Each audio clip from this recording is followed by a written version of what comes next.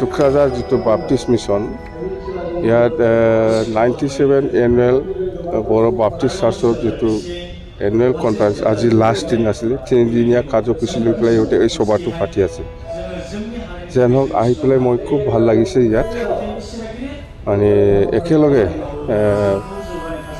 প্ৰভু ঈশ্বৰ যীশুখ্ৰীষ্টক আমি একেলগে প্ৰাৰ্থনা কৰিবলৈ পাই মই মনটো খুব ভাল লাগিছে। মুঠতে আমি দল হিচাপে সকলোকে সমানে আমি সন্মান দি আহিছোঁ।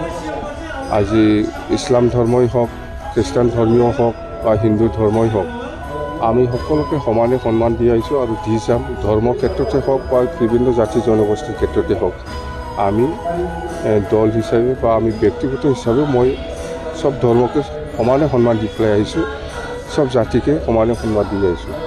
কথা সেইটোৱে, বেলেগ আৰু একো নাই। আচ্ছা, যিহেতু সন্মুখত নিৰ্বাচন আছে,